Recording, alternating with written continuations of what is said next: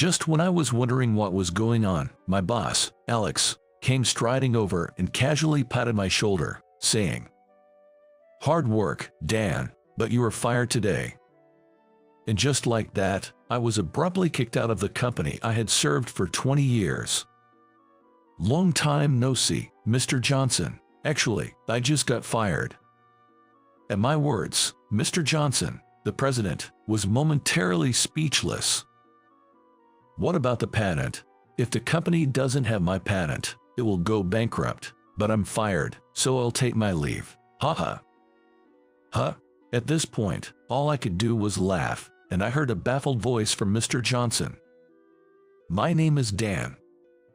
I'm a 45-year-old office worker. Originally, I worked in a repair shop, but about 20 years ago, I became friends with a guy named Mike at a seminar, and through that connection, I joined the same company as him. I've always loved assembling machines and inventing, so it was a stroke of luck to be placed in the product development department. Mike seemed to be in a decent position in a major corporation, and it was only because of his referral that I could join a company. Normally, with my level of education, I wouldn't even have been able to apply for a job there. Grateful to him, I spent 20 years. I worked relentlessly. I built good relationships with other employees in the product development department, and before I knew it, I became the central figure in development and eventually rose to the position of a manager. Once I was in that role, everyone started coming to me with various consultations, and we began tackling more innovative and large-scale developments. As a result of our unity, several of our products won design awards, and we even created some hit products that represented the company. As long as we had that product series, the company would be secure. I'm proud of what we accomplished, and it seems the employees gained confidence too. The product development department was sailing smoothly until one day, dark clouds began to loom. There was a change in personnel, and the department head was replaced. The previous head was a good person who listened to us, but the new one, Alex, was very arrogant. He wasn't interested in our research and development, focusing only on the profits they generated. He insisted on developing only such products, and if development was delayed, he would yell and force us to work overtime until we caught up. Our previously bright workplace had turned into hell. And so, my confrontation with Alex began. I suggested daily operational improvements, but he would just say, "If you have time to talk about that, then work." Even if I presented new product developments, most of my proposals were ignored, and I was asked for meaningless improvements. If a proposal was accepted and moved towards productization, I was rushed to complete it, given absurd instructions, and forced to work overtime until it was done. Once we managed to release a product and it passed inspection and was launched, all the credit and achievements were claimed by Alex. Before I knew it, everything from the authorship of the proposals to the details was rewritten by him. As a result, employee motivation plummeted, and some started leaving the company. Currently, only those who cannot resign immediately due to family or financial reasons remain. Knowing we couldn't choose to leave, Alex exploited us even more. Overtime became the norm, and we were forced to handle even his tasks. He would just give orders and leave at the regular time, leaving all the remaining work to be completed by us within the day. As a result, we continued to struggle for days, handling an enormous workload with fewer staff. I approached Alex about increasing staff, but, as expected, he ignored it. Only the weak ones quit. The ones who stayed should cover for them. He himself has absolutely no interest in development work, let alone involvement or assistance. Indeed, the only saving grace was that Alex, who had never been involved in development, didn't interfere. However, we are constantly demanded to produce high-quality products and proposals. No matter how good the products we create, they end up being taken over by him, a fact that is silently driving the staff to despair, feeling exploited and hopeless. Watching my colleagues become increasingly haggard day by day, I wondered what I should do. At this rate, the product development department will fall apart. The skills of those who have worked so hard up to this point are high. Honestly, they could probably make it in another company. But finding a new job takes time, and resigning voluntarily means a reduced severance. Besides, I doubt Alex would let them resign normally. That fear has led many to resign themselves to staying. Sure, we receive a salary, but considering the overtime, it's not worth it. Moreover, despite working beyond regular hours, Alex seems to be covering up that fact. Perhaps the only option is to speak directly to higher-ups, but that's a last resort. I have many grievances against Alex, but I care about this company and don't want to escalate things and tarnish its image. Does he really want to turn his own company into a black company by enforcing such unpaid overtime? His actions could damage the company if rumors spread. It would be more than just a departmental issue. It could severely harm the entire company and lead to many job losses. How did someone like him become a manager? I love this company and my job, but I can't agree with prioritizing seniority over merit. Actually, people unrelated to the work, like him, being in major roles and exploiting employees' achievements is happening. I'm not against the old ways and methods, but there are certainly harmful traditions that still exist. Alex's favorite saying is, "Back in the day, this was all normal." It's standard for junior colleagues to respect their superiors, right? He exudes arrogance that might have been acceptable in the past. I wish he would realize that times have changed. And someone needs to say that. Maybe that someone should be me, the manager. I steeled myself and decided to have a proper conversation with Alex. "So, what do you want?" That day, I called Alex to the conference room. He obviously didn't hide his annoyance, but agreed to talk. "I have a business dinner later.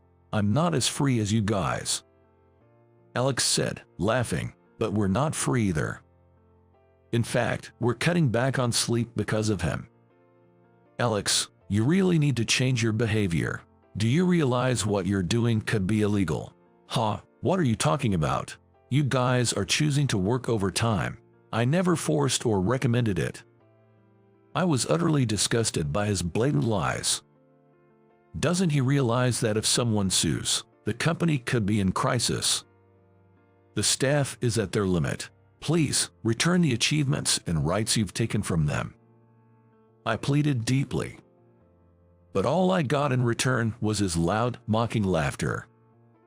"What are you talking about? You should be happy to work under me.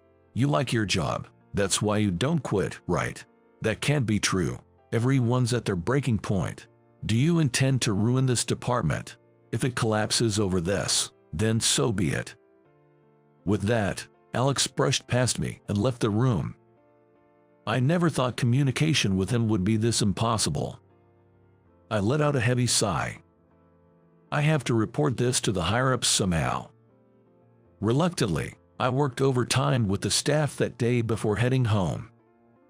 The next day, as I entered the office, thinking of ways to have a serious talk with the upper management, all eyes of the employees were on me. Just when I was wondering what was going on, Alex walked up to me and casually patted my shoulder, saying, "Hard work, Dan, but you are fired today." And just like that, I was abruptly kicked out of the company I had served for 20 years. Holding my bag, I left the building in shock, and after a while, anger started to bubble up inside me. I took out my cell phone and called a certain number. "It's been a while, Dan. It's rare to get a call from you." The person on the other end was Mike, the one who had invited me to join this company. I should tell him what happened. "Long time no see, Mr. Johnson. Actually, I just got fired." At my words, Mr. Johnson, the president, was momentarily speechless. "What about the patent? If the company doesn't have my patent, it will go bankrupt, but I'm fired, so I'll take my leave." Haha. Huh? All I could do was laugh, and I heard a baffled voice from Mr. Johnson. Then, I had to make a beeline back to the company I had just left. Mr. Johnson had called me into his office. What in the world is going on? Can you explain it to me? Sitting across from him on the sofa, I took a sip of the coffee he offered. Mr. Johnson, what was your intention in appointing Alex as head of product development? I did approve it, but I thought there wouldn't be any problems. Was it because of seniority? At my question, Mr. Johnson quietly nodded. Well, it's a tradition, you know, promoting someone without any issues. Was he really someone without any issues? What exactly happened in the product development department? Mr. Johnson became serious as I questioned him. I then reported everything that had happened in detail. He listened to my words quietly without interrupting. After I finished, he apologized me. I had no idea it had gotten to this point. I'm really sorry. There's no need for you to apologize, Mr. Johnson. Well, indeed, some responsibility lies with you. That's right. As the president of this company, I am responsible for the actions of my employees. With a sigh, Mr. Johnson dropped his shoulders. If such things are happening under my watch, it means I have failed in leadership. Moreover, to fire you, yes, it was too reckless, especially not knowing about my patents. It was an emotional decision that put the company in jeopardy. I said in a tone of disbelief.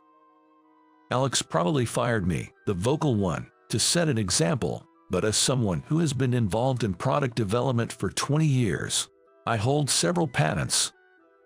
If I leave, the loss to the company would be immeasurable. Especially if I were to join a rival company, it would be catastrophic. Alex exposed the company to risk just to flaunt its power. Such childish and thoughtless actions gave me a headache. But Mr. Johnson seemed to have a different view.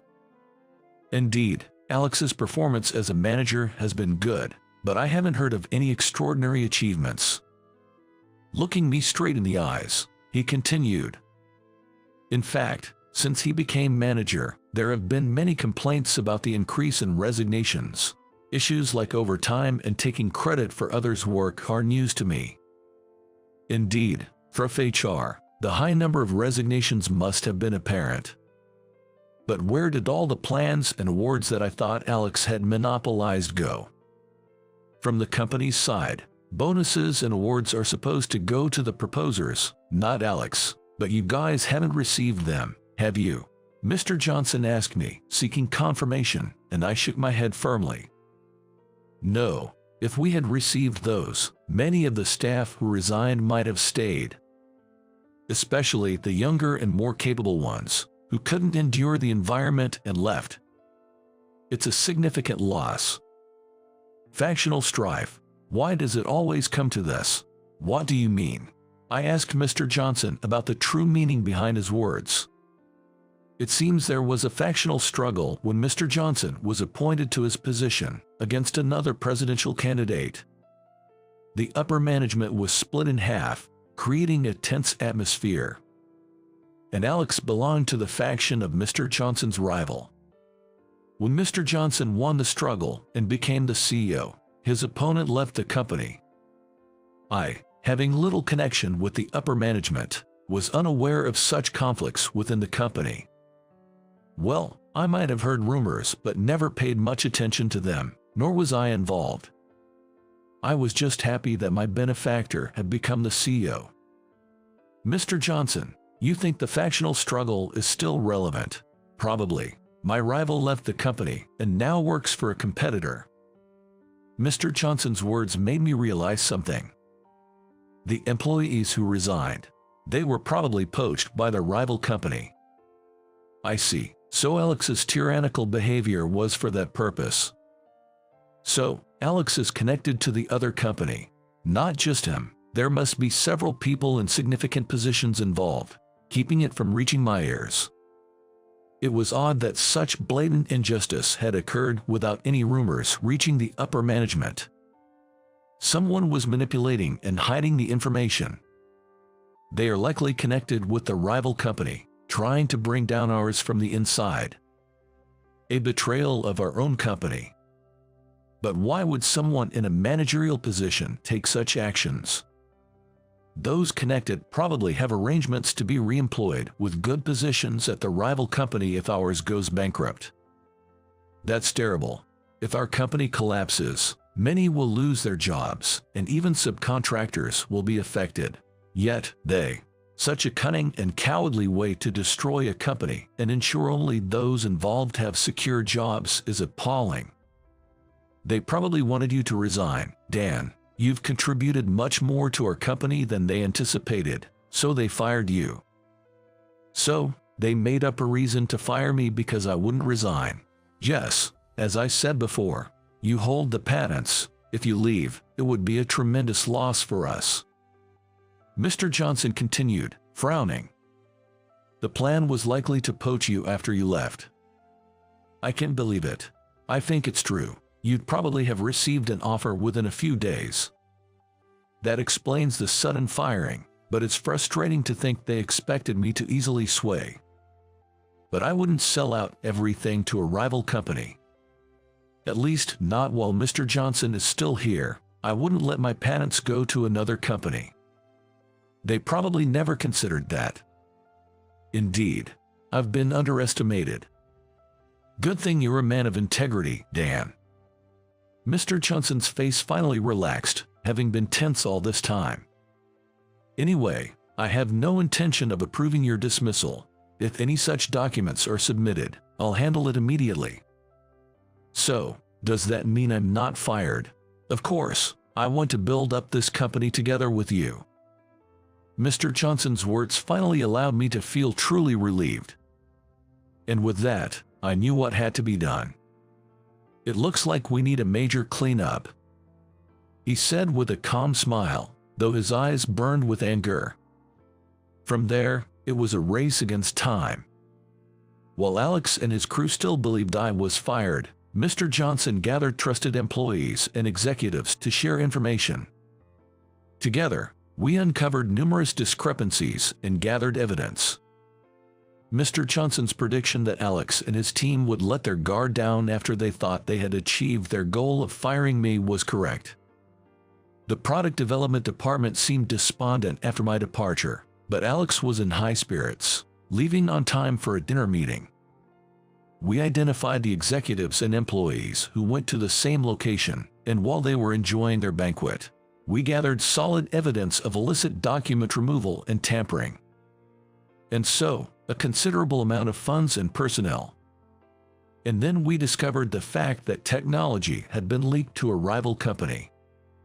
Now, all that was left was to use this evidence to completely cleanse the company of its rot. Then came Monday. Some employees and executives who came to work turned pale as they heard the unexpected decrees from Mr. Johnson at the morning assembly. "What do you mean I'm fired?" Alex erupted, and others who received the same fate of dismissal, transfer, or demotion joined in his uproar.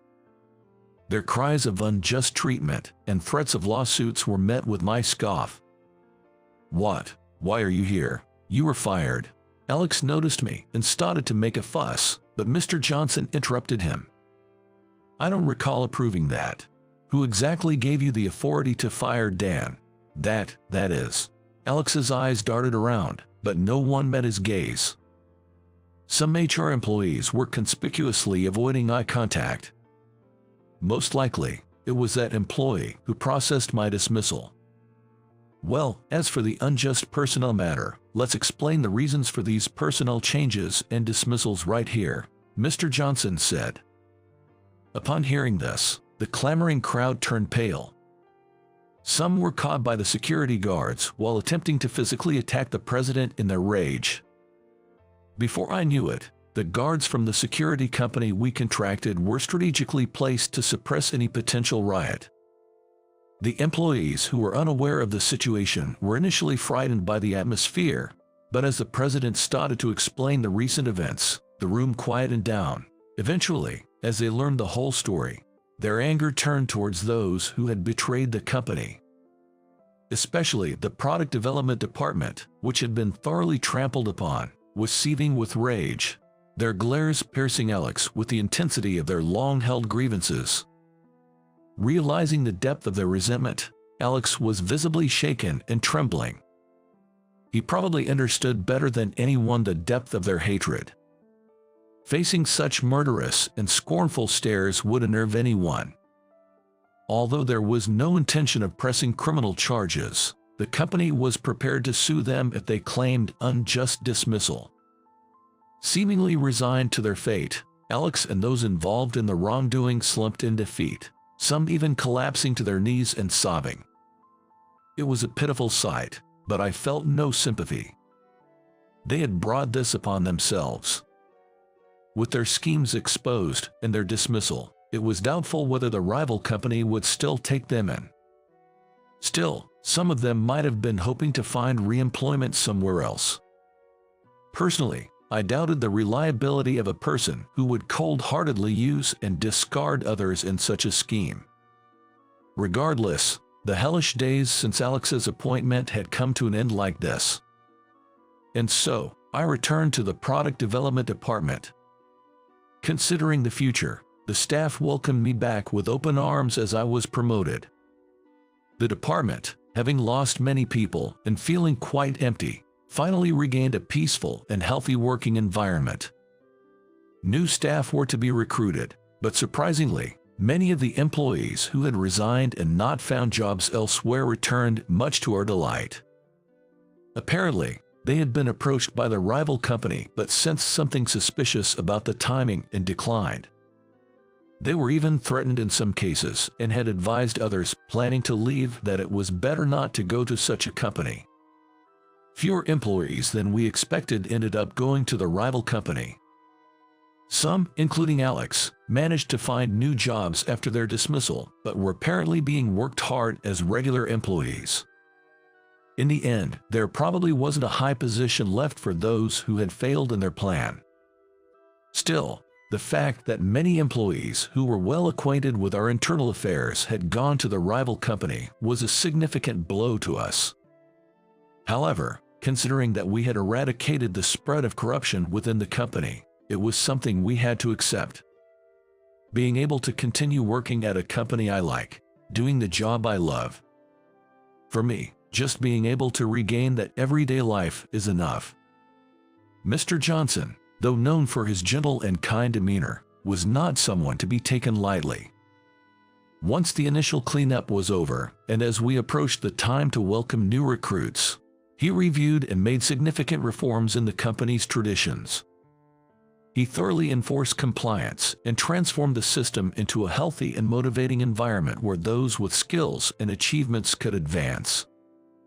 In the process, we reevaluated the direction of our products, rendering the information held by the employees who moved to the rival company almost worthless. Mr. Johnson, known for his calm and kind demeanor, gained renewed respect from many employees through the series of mass firings and new reforms. Some executives who had underestimated him now viewed his leadership with a sense of awe. Thus, our company grew and, a few years later, became renowned as a major corporation.